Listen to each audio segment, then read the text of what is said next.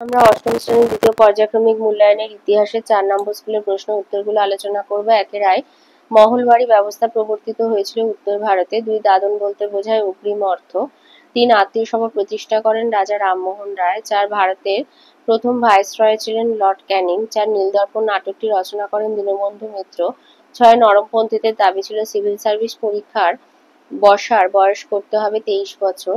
7 জাতীয় কংগ্রেসের প্রথম অধিবেশন বসেছিল বোম্বাইতে। 8 বঙ্গভঙ্গের পরিকল্পনা করেছিলেন কার্জন।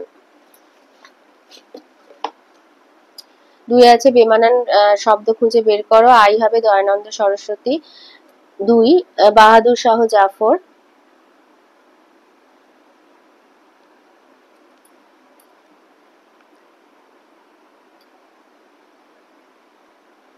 আচ্ছা, এটা বাহাদুর শাহ জাফর হবে না, এটা তিতুমির হবে। নানা সাহেব মঙ্গল পান্ডে তিতুমির, বাহাদুর শাহ জাফর তিতুমির হবে। 3 হবে থমাস মানরো। 4 হবে আনন্দমোহন বসু। 3 বলেছে সত্য মিথ্যা নির্ণয় করো। আইতে টেলিগ্রাফ ব্যবস্থা কোম্পানির শাসনের কথা মাথায় রেখে বানানো হয়েছিল সত্য। 2 নীল বিদ্রোহ হয়েছিল মাদ্রাজে মিথ্যা। 3 নরমপন্থীরা চরমপন্থীদের কার্যকলাপকে 3 দিনের তামাশা বলতেন মিথ্যা। 4 ক্ষুদিরাম বসু প্রফুল্ল চাকি কিংসফোর্ডকে মারতে গিয়েছিল সত্য। 4 আছে স্তম্ভ মেলানো। আর সাঁওতাল বিদ্রোহ সিধু কানহু। 2 মিত্র মেলা হচ্ছে 1867 খ্রিস্টাব্দ। 3 হিন্দু প্যাট্রিয়ট হলো নীল বিদ্রোহ। 4 ব্রাহ্ম সমাজ হলো বিজয়কৃষ্ণ গোস্বামী। 5 আইতে দিয়েছে কে কবে চিরস্থায়ী বন্দোবস্ত প্রবর্তন করেন। এই যে লর্ড কর্নওয়ালিস 1793 খ্রিস্টাব্দে বাংলা রাজস্ব আদায়ের ক্ষেত্রে চিরস্থায়ী বন্দোবস্ত চালু করে। তাহলে লর্ড কর্নওয়ালিস 1793 খ্রিস্টাব্দে চিরস্থায়ী বন্দোবস্ত প্রবর্তন করেন। 2 দিয়েছে অবশিল্পায়ন কাকে বলে। লিখবে 1813 খ্রিস্টাব্দে ব্রিটিশ ইস্ট ইন্ডিয়া কোম্পানির হাত থেকে ভারতের বাজারের একচেটিয়া অধিকার চলে যায়। সেই সময় থেকেই ধীরে ধীরে ব্রিটিশ পণ্য ভারতে আমদানি করা হতে থাকে। তার ফলে নানা রকম বৈষম্যমূলক প্রতিযোগিতার মুখোমুখি হয়ে ভারতের দেশীয় শিল্পগুলি ক্রমশ ধ্বংস হতে থাকে। ভারতীয় শিল্পের অবলুপ্তির ওই প্রক্রিয়াকে অবশিল্পায়ন বলা হয়। 3 দিয়েছে নব্যবঙ্গ কারা, তাদের উদ্দেশ্য কি ছিল। লিখবে হেনরি লুই ভিভিয়ান ডিরোজিও ছিলেন কলকাতা হিন্দু কলেজের শিক্ষক। তিনি তার ছাত্রদের মধ্যে স্বাধীন চিন্তাভাবনার বিকাশ ঘটাতে সাহায্য করেছিলেন। তার ছাত্রদের নব্যবঙ্গ বা ইয়ং বেঙ্গল গোষ্ঠী বলা হতো। তাদের উদ্দেশ্য ছিল বিভিন্ন সামাজিক প্রথা রীতিনীতির বিরুদ্ধে তারা মত প্রকাশ করেছিলেন। যেমন এছাড়া জাতপাত, বাল্যবিবাহ, বহুবিবাহ প্রভৃতি প্রথার বিরুদ্ধে তারা সোচ্চার হয়েছিলেন। 4 দিয়েছে ঔপনিবেশিক সমাজে কাদের মধ্যবিত্ত ভদ্রলোক বলা হতো। ঔপনিবেশিক সমাজে কাদের মধ্যবিত্ত ভদ্রলোক বলা হতো। সমাজে আর্থিক সচ্ছলতার বিচারে মাঝামাঝি অবস্থানে থাকা ব্যক্তিদের মধ্যবিত্ত বলা হয়। হিন্দু সম্প্রদায়ভুক্ত উচ্চবর্ণের এই মধ্যবিত্তরা ব্রিটিশ ভারতে ভদ্রলোক হিসেবে পরিচিত ছিল। এই নতুন শিক্ষিত মধ্যবিত্ত শ্রেণী পাশ্চাত্য শিক্ষার সান্নিধ্যে এসে সমাজ সংস্কারে উদ্যোগ নেয়। 5 দিয়েছে সভা সমিতির যুগ কাকে বলে। ভারতের জাতীয়তাবাদী আন্দোলন গড়ে ওঠার পেছনে গুরুত্বপূর্ণ ভূমিকা নিয়েছিল বেশ কিছু সভা সমিতি। 1836 খ্রিস্টাব্দে বঙ্গভাষা প্রকাশিকা সভাকে প্রথম জাতীয়তাবাদী সংগঠন রূপে চিহ্নিত করা হয়। রাজনৈতিক দাবি দেওয়া তুলে ধরার প্রশ্নে প্রথম রাজনৈতিক সংগঠন হিসাবে গড়ে ওঠে জমিদার সভা। মূলত কলকাতা, বোম্বাই আর মাদ্রাজ প্রেসিডেন্সি তিনটিতে আঞ্চলিক গোষ্ঠী স্বার্থকে প্রাধান্য দিয়ে আরো অনেক সভা সমিতি গড়ে উঠতে থাকে। 1857 খ্রিস্টাব্দ থেকে 1885 খ্রিস্টাব্দে ভারতে জাতীয় কংগ্রেস প্রতিষ্ঠার আগে পর্যন্ত সময়কালকে তাই সভা সমিতির যুগ বলা হয়। 6 দিয়েছে হিউম ডাফরিন ষড়যন্ত্র তত্ত্ব কি। এইখান থেকে এতটা লিখবে যে জাতীয় কংগ্রেসের প্রতিষ্ঠার পেছনে হিউমের ভূমিকাকে ঘিরে এক ধরনের অতিকথন তৈরি হয়েছিল। 1913 খ্রিস্টাব্দে প্রাক্তন সিভিল সার্ভেন্ট উইলিয়াম ওয়েডারবার্নের লেখা হিউমের একটি জীবনী সেই জন্য দায়ী। ওয়েডারবার্ন জানান যে হিউম এবং বড়লাট লর্ড ডাফরিনের যৌথ উদ্যোগেই নাকি জাতীয় কংগ্রেসের সৃষ্টি হয়েছিল। এই তত্ত্বটি কংগ্রেস প্রতিষ্ঠার হিউম ডাফরিন ষড়যন্ত্র তত্ত্ব বলে পরিচিত। 6 আইতে দিয়েছে সম্পদের নির্গমন কি। সেটা 3 নাম্বার যেহেতু আছে এখান থেকে এতটা লিখে দেবে। উপনিবেশ হিসাবে ভারতের সম্পদকে ব্রিটেনে নানাভাবে স্থানান্তরিত করা হতো, তার প্রতিদানে অবশ্য ভারতের অর্থনৈতিক উন্নয়ন হতো না। এইভাবে দেশের সম্পদ বিদেশে চালান হওয়াকে সম্পদের বহির্গমন বলে উল্লেখ করা হতো। সম্পদের এই বহির্গমন ভারতে ব্রিটিশ শাসনের একটি লক্ষণীয় বৈশিষ্ট্য। বস্তুত সুলতানি ও মুঘল আমলেও দেশের জনগণের থেকে রাজস্ব আদায় করে শাসন ব্যয় চালানো হতো, কিন্তু তার ফলে দেশীয় কৃষি এবং বাণিজ্য ভেঙে পড়েনি বা বন্ধ হয়ে যায়নি।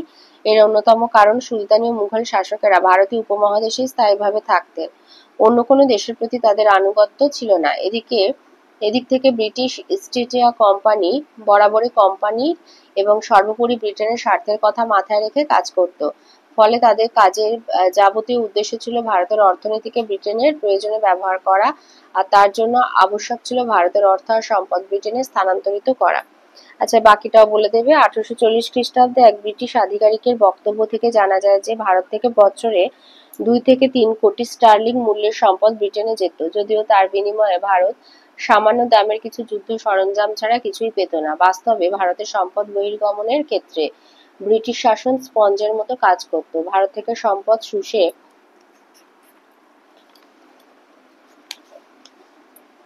ব্রিটেনে পাঠিয়ে দেওয়া হতো। ঊনবিংশ শতকের দ্বিতীয়ার্ধেও সম্পদের নির্গমন চলেছিল।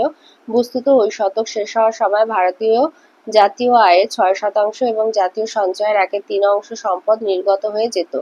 হিসাবে দেখা গেছে ওই কালপর্বে ব্রিটেনের জাতীয় আয় 2% ছিল ভারত থেকে নির্গত সম্পদ। দুয়ে দিয়েছে কৃষি বাণিজ্যকরণ বলতে কি বোঝো? লিখবে ঔপনিবেশিক ব্রিটিশ সরকার বাণিজ্যের প্রয়োজনে চা, নীল, পাট, তুলো প্রভৃতি ফসল চাষের উপর অধিক গুরুত্ব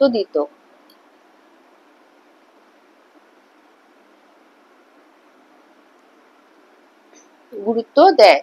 কোম্পানির সরকার এই সমস্ত ফসল উৎপাদনের জন্য কৃষকদের বাধ্য করে। এইসব কৃষিজ ফসলকে বাণিজ্যের মূল উপকরণ হিসাবে ব্যবহার করার প্রক্রিয়া হলো কৃষি বাণিজ্যকরণ। কৃষি বাণিজ্যিকীকরণের ফলে ভারতীয় কৃষক সমাজে ভেদাভেদ তৈরি হয়েছিল।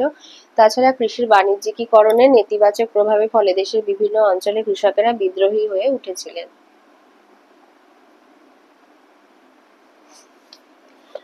দুয়ে বলেছে মহারানীর ঘোষণাপত্র কি? 1857 খ্রিস্টাব্দের বিদ্রোহ দমনের পর 1858 খ্রিস্টাব্দে ইংল্যান্ডের রানী ভিক্টোরিয়ার পক্ষ থেকে এই ঘোষণাপত্র জারি করা হয়। এলাহাবাদে এক দরবারে লর্ড ক্যানিং এই ঘোষণাপত্রটি পেশ করেন। এতে বলা হয়, এক হচ্ছে সত্যবিলোপ নীতির অবসান হবে, দেশীয় রাজারা দত্তক পুত্র গ্রহণ করতে পারবেন, 2 যোগ্যতা অনুসারে ভারতীয়রা সরকারি পদে নিযুক্ত হতে পারবে, ধর্ম, বর্ণ, জাতিগত বিভেদ এক্ষেত্রে বাধা হবে না, 3 ইংরেজরা আর রাজ্য বিস্তার করবে না, দেশীয় রাজাদের সঙ্গে পূর্ব সম্পাদিত চুক্তি বলবৎ থাকবে, 4 সরকার ভারতীয়দের ধর্ম সামাজিক রীতিনীতিতে হস্তক্ষেপ করবে না। ঘোষণাপত্রটি আপাতদৃষ্টিতে উদার প্রকৃতির মনে হলেও বাস্তবে তা ছিল না। এর দ্বারা ভারতে এক নতুন যুগের সূচনা হয়। 4 নম্বর প্রশ্ন বলেছে, স্যার সৈয়দ আহমেদের সংস্কারগুলির প্রধান উদ্দেশ্য কি ছিল? স্যার সৈয়দ আহমেদ ছিলেন মুসলমান সংস্কারকদের মধ্যে সবথেকে অগ্রগণ্য। সংস্কারের উদ্দেশ্য হচ্ছে স্যার সৈয়দ আহমেদের সংস্কারগুলির প্রধান উদ্দেশ্য ছিল, 1 হলো মুসলমান সমাজে ইংরেজি শিক্ষার বিস্তার ঘটানো, 2 পাশ্চাত্য বিজ্ঞান শিক্ষার প্রসারের মাধ্যমে আধুনিক ও যুক্তিবাদী মুসলমান সমাজ গড়ে তোলা, 3 বিভিন্ন ধরনের সামাজিক কুসংস্কার দূর করা। সৈয়দ আহমেদ খান মুসলিম সমাজকে গোঁড়ামির অন্ধকার থেকে মুক্ত করে আধুনিক মনস্ক করে তুলতে চেয়েছিলেন। 5 দিয়েছে 1907 খ্রিস্টাব্দে কংগ্রেসের সুরাট অধিবেশনের গুরুত্ব উল্লেখ করো।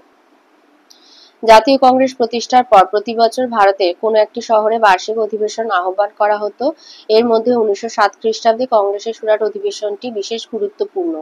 গুরুত্ব 1 হচ্ছে এই অধিবেশনে কংগ্রেস দলে ভাঙন ঘটে, 2 কংগ্রেসের মধ্যে নরমপন্থী আর চরমপন্থী নামে 2টি গোষ্ঠীর জন্ম হয়, 3 কংগ্রেস দুর্বল হয়ে পড়ে এবং বেশ কিছুকাল জাতীয় কর্মসূচি গ্রহণ বা ব্রিটিশ বিরোধিতায় অক্ষম হয়ে পড়ে, 4 চরমপন্থীরা স্বরাজের আদর্শ তুলে ধরে সমসাময়িক জাতীয় রাজনীতিতে জনপ্রিয় হয়ে ওঠে।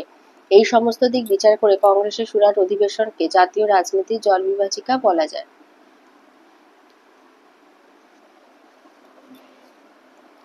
6 দিয়েছে বিংশ শতকের প্রথম দিকে বাংলায় বিভিন্ন গুপ্ত সমিতি গড়ে উঠেছিল কেন? বাংলাদেশে বিভিন্ন কারণে বিপ্লবী গুপ্ত সমিতি গড়ে ওঠে। অনুশীলন সমিতি, যুগান্তর ইত্যাদি গুপ্ত সমিতি বিংশ শতকে প্রতিষ্ঠিত হয়। গড়ে ওঠার কারণ এক হচ্ছে প্রতিবাদ প্রক্রিয়া। ইংরেজ সরকার ভারতীয়দের স্বায়ত্তশাসন লাভের অযোগ্য এবং পৌরুষহীন জাতি বলে বর্ণনা করে। এর প্রতিবাদ ও প্রতিক্রিয়া দেশে বিভিন্ন স্থানে শরীরচর্চার জন্য সমিতি গড়ে ওঠে। এই সমিতিগুলিতে বিপ্লবী কার্যক্রম যোগ হয়। দুই, আন্তর্জাতিক প্রভাব। ইটালি কার্বোনারি সমিতি আর রাশিয়ার নিহিলিস্টদের কার্যকলাপ এদেশের যুব সমাজকে প্রভাবিত করেছিল। ভগিনী নিবেদিতা এই কাজে সাহায্য করেন। ৩, স্বদেশীদের ব্যর্থতা। স্বদেশী আন্দোলন ব্যর্থ হলে ইংরেজ কর্মচারীদের হত্যার মাধ্যমে সরকারকে আতঙ্কিত করবার জন্য অস্ত্রের রাজনীতি শুরু হয়। এই সমস্ত কারণের ফলশ্রুতিতে বিংশ শতকের প্রথম দিকে বাংলায় বিভিন্ন গুপ্ত সমিতি গড়ে ওঠে। ৭ দাগে আসি। ৭ আয়তে দিয়েছে বাংলায় চিরস্থায়ী বন্দোবস্তের প্রভাব কি ছিল? বাংলায় চিরস্থায়ী বন্দোবস্তের প্রভাব দুরকম ছিল, একটা সুফল ছিল, একটা কুফল। তো ব্রিটিশ লিখবে সূচনা। ব্রিটিশ ইস্ট ইন্ডিয়া কোম্পানির ভূমি রাজস্ব নীতি ভারতের অর্থনীতি ও সমাজে প্রভাব ফেলেছিল। সুফল এবং কুফল দুইই ছিল।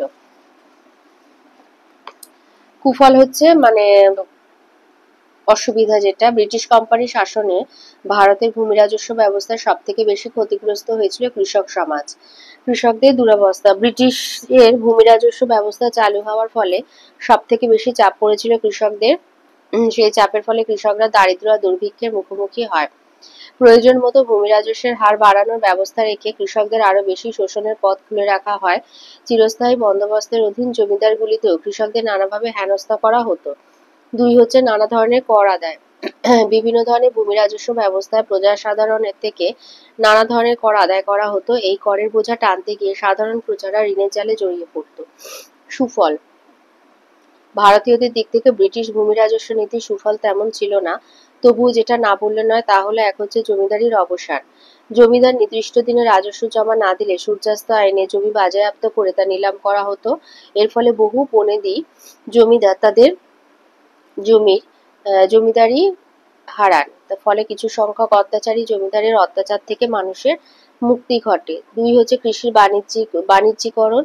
অতিরিক্ত রাজস্বের চাপে জর্জরিত কৃষক শ্রেণী মহাজনের থেকে চড়া সুদে ঋণ নিত।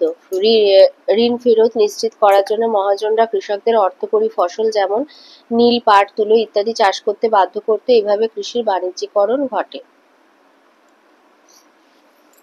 অথবাতে বলেছে রেলপথ স্থাপনের ফলাফল বিশ্লেষণ করো। সূচনা। ব্রিটিশ সরকার কর্তৃক রেল এবং রেলপথ স্থাপন ভারতবাসীর আর্থসামাজিক জীবনযাত্রাকে গভীরভাবে প্রভাবিত করেছিল।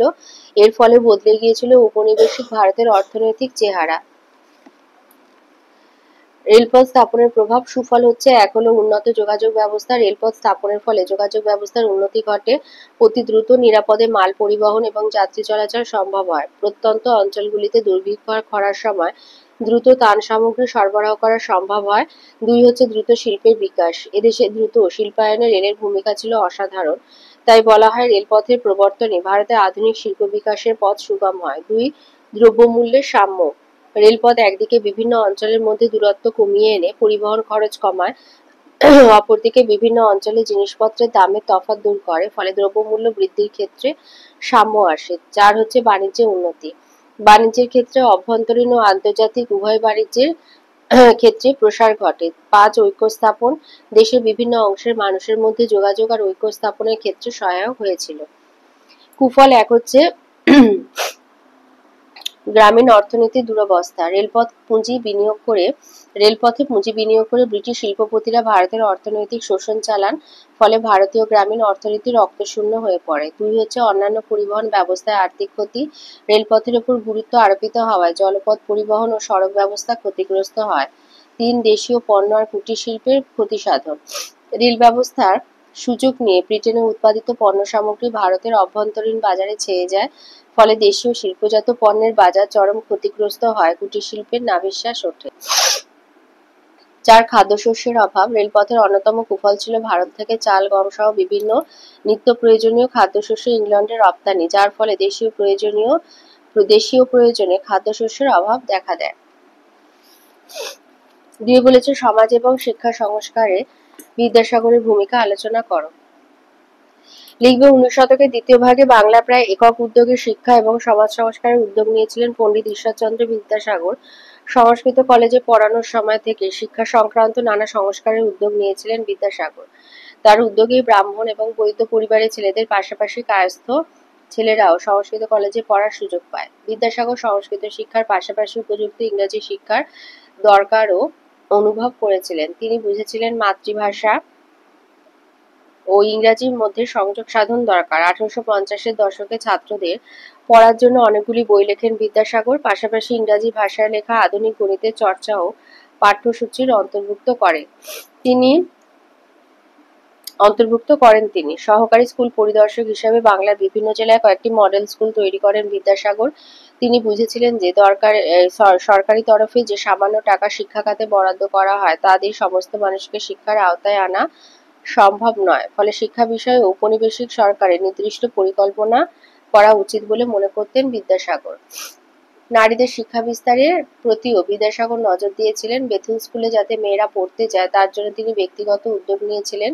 স্কুল পরিদর্শকের কাজ করার সময় নিজের খরচে অনেকগুলি মেয়েদের স্কুল তৈরি করেছিলেন বিদ্যাসাগর। বাংলার বিভিন্ন জেলায় ছড়িয়ে থাকা সেই স্কুলগুলিতে অনেক মেয়েই পড়াশোনা করত।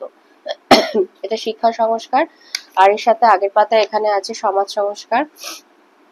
লিগে 19 শতকের মাঝামাঝি সময়ে বিধবা নারীদের পুনরায় বিয়ে দেওয়া নিয়ে ঈশ্বরচন্দ্র বিদ্যাসাগর আন্দোলন গড়ে তুলেছিলেন। রামমোহনের মতো বিদ্যাসাগরও ব্রিটিশ প্রশাসনের কাছে আইন জারি করে বিধবা বিবাহ চালু করার দাবি জানিয়েছিলেন। 1856 খ্রিস্টাব্দে হিন্দু বিধবা পুনর্বিবাহ আইন জারি করা হয়, কিন্তু সমাজের সর্বস্তরে মোটেই বিধবা বিবাহ জনপ্রিয় হয়নি, বরং বিদ্যাসাগরের ব্যক্তিগত উদ্যোগে কয়েকটি বিধবা বিবাহ আয়োজন করা হয়েছিল। অথবাতে দিয়েছে, তুমি কি মনে করো 1857 খ্রিস্টাব্দে বিদ্রোহ কেবলমাত্র সিপাহী বিদ্রোহ ছিল? সূচনা 1857 খ্রিস্টাব্দের মহাবিদ্রোহের প্রকৃতি বা চরিত্র নিয়ে ঐতিহাসিকদের মধ্যে যথেষ্ট মতভেদ রয়েছে। কোনো কোনো ঐতিহাসিকের মতে এটি সিপাহী বিদ্রোহ। মহাবিদ্রোহ একান্তভাবে সিপাহী বিদ্রোহ সমর্থক। তৎকালীন ভারত সচিব আর্ল স্ট্যানলি এক প্রতিবেদনে মহাবিদ্রোহকে সিপাহী বিদ্রোহ বলে উল্লেখ করেন। এই মতকে সমর্থন করেন John Lawrence, TR. Holmes, Earl Roberts প্রমুখ ইতিহাসবিদ। ভারতীয়দের মধ্যে ঈশ্বরচন্দ্র গুপ্ত, কিশোরীচাঁদ মিত্র, দাদাভাই নওরোজি, অক্ষয় কুমার দত্ত, রাজনারায়ণ বসু, সৈয়দ আহমেদ খান প্রমুখ মহাবিদ্রোহকে সিপাহী বিদ্রোহ বলেছেন। তো আমার যুক্তি এক হচ্ছে সিপাহীদের দ্বারা সূচনা। সিপাহী বিদ্রোহ শুরু হয়েছিল বাংলার ব্যারাকপুরের সেনানিবাসে মঙ্গল পাণ্ডের বিদ্রোহ ঘোষণার মধ্য দিয়ে। এরপরে মিরাট সেনানিবাসে সিপাহীরা এই বিদ্রোহ শুরু করে। সিপাহীদের হাত ধরে শুরু হয় এই বিদ্রোহ একে একে দিল্লি, কানপুর সহ দেশের বিভিন্ন অঞ্চলে সেনাবাহিনী যোগ দিয়েছিল। এই বিচারে এই বিদ্রোহকে সিপাহী বিদ্রোহ বলা চলে। দুই হচ্ছে সিপাহীদের ব্যাপক অংশগ্রহণ। মহাবিদ্রোহে সিপাহীরা ব্যাপক হারে অংশগ্রহণ করেছিল। সিপাহীরা নিজেদের স্বার্থ রক্ষার তাগিদেই বিদ্রোহে অংশ নিয়েছিল। বিদ্রোহী সিপাহীরা ব্রিটিশের বিরুদ্ধে মরিয়া হয়ে লড়াই চালিয়েছিল। তিন হচ্ছে দিল্লি দখলের লড়াই। আম্বালা ও মিরাটের সিপাহীদের প্রথম অভ্যুত্থান ঘটার পর বিদ্রোহীরা দিল্লি দখলের লক্ষ্যে অগ্রসর হয়। দিল্লি শুধুমাত্র ভারতের রাজধানী ছিল না, তার সম্পদ ও সামরিক সরঞ্জামে পরিপূর্ণ একটি অঞ্চল ছিল। বিদ্রোহীদের এই লক্ষ্য প্রমাণ করে যে এই বিদ্রোহ ছিল শুধুমাত্র সিপাহীদেরই বিদ্রোহ। সামরিক সংঘর্ষ। বিদ্রোহে অংশগ্রহণকারীরা সামরিক বলিয়ান হয়ে বিদ্রোহকে এগিয়ে নিয়ে যাওয়ার অঙ্গীকার করে। বিদ্রোহীদের মধ্যে সিপাহীরাই প্রথম ব্রিটিশ বিরোধিতার দুঃসাহস দেখায়। সিপাহীদের দ্বারা একের পর এক অঞ্চল সামরিক অভ্যুত্থান একথাই প্রমাণ করে যে এই বিদ্রোহ একান্তভাবেই ছিল সিপাহী বিদ্রোহ। তিনে দিয়েছে বঙ্গভঙ্গ বিরোধী আন্দোলন সম্পর্কে লেখো। এই উত্তরটা লিখবে যে সূচনা কার্জনের বঙ্গভঙ্গের সিদ্ধান্তের বিরুদ্ধে বয়কট, স্বদেশী ও জাতীয় শিক্ষা আন্দোলন, এই তিন ধারায় বঙ্গভঙ্গ বিরোধী আন্দোলন গড়ে ওঠে। এক হচ্ছে দেশীয় শিল্প। স্বদেশিকতার ভাবধারায় উদ্বুদ্ধ হয়ে স্বদেশী শিল্পপতিরা কাপড়ের কল, ব্যাগ, গেঞ্জি, মোজা, বিভিন্ন প্রসাধনী দ্রব্যের কারখানা ইত্যাদি প্রতিষ্ঠা করেন। আচার্য প্রফুল্লচন্দ্র রায় প্রতিষ্ঠা করেন Bengal chemical and pharmaceutical. Jamsetji tata প্রতিষ্ঠা করেন tata iron and steel company. দুই হচ্ছে বয়কট, সূচনা কৃষ্ণকুমার মিত্রের সম্পাদনায় প্রকাশিত সঞ্জীবনী পত্রিকাতে সর্বপ্রথম বয়কটের সিদ্ধান্ত ঘোষিত হয়। কলকাতা টাউন হলে এক বয়কট সভা আয়োজনের মাধ্যমে এবং পিকেটিং কর্মসূচি পালনের দ্বারা বয়কট আন্দোলনের সূচনা ঘটে। কর্মসূচি: বাঙালি ছাত্র এবং শিক্ষক স্কুল কলেজ ইংরাজি ভাষায় শিক্ষা গ্রহণ বর্জন করে। উকিল মুহুরী ইংরেজের কোর্ট কাছারি ত্যাগ করে। এমনকি ধোপা, নাপিত, রাঁধুনি সমাজের সকল স্তরের কর্মীরা তাদের ইংরেজ মালিকদের সঙ্গ ত্যাগ করে। সেই সঙ্গে বিদেশি দ্রব্যের দোকানের সামনে লাগাতার পিকেটিং চলতে থাকে। জাতীয় শিক্ষা আন্দোলন পটভূমি: কার্লাইল সার্কুলার, লিওন সার্কুলার, পেটলা সার্কুলার ইত্যাদি আইন ছাত্র সমাজ এবং শিক্ষা ক্ষেত্রকে ব্যাপক নাড়া দেয়। উদ্দেশ্য, জাতীয় শিক্ষা আন্দোলনের মূল লক্ষ্য ছিল বিদেশি শিক্ষা বর্জন করে ছাত্রদের দেশীয় শিক্ষা প্রদানের মাধ্যমে জাতীয়তাবাদী আদর্শে উদ্বুদ্ধ করা। প্রসার, পূর্ববঙ্গে রংপুরে কালীপ্রসন্ন দাশগুপ্ত এবং ব্রজসুন্দর রায়ের নেতৃত্বে প্রথম জাতীয় বিদ্যালয়টি স্থাপিত হয়। নভেম্বর মাসে কলকাতায় শচীন্দ্র বসু সম্পাদনায় প্রতিষ্ঠিত হয় অ্যান্টি সার্কুলার সোসাইটি। সত্যেন্দ্রনাথ ঠাকুরের সভাপতিত্বে কলকাতায় এক সভায় ৯২ জন সদস্য নিয়ে জাতীয় শিক্ষা পরিষদ গঠিত হয়। অরবিন্দ ঘোষকে অধ্যক্ষ করে একটি জাতীয় মহাবিদ্যালয় প্রতিষ্ঠিত হয়। ত্রুটি বা সীমাবদ্ধতা, প্রয়োজনের তুলনায় স্বদেশী দ্রব্যের যোগান কম থাকা এবং স্বদেশী শিক্ষা প্রতিষ্ঠানের সংখ্যা কম হওয়ায় শ্রমিক সহ সাধারণ মানুষের সংখ্যাগরিষ্ঠ অংশ দূরে সরে থাকে। অন্যদিকে ধর্মীয় প্রতীক ব্যবহৃত হওয়ায় বঙ্গভঙ্গ বিরোধী আন্দোলন ও স্বদেশী আন্দোলন প্রকৃত গণ আন্দোলন হিসাবে গড়ে উঠতে ব্যর্থ হয়।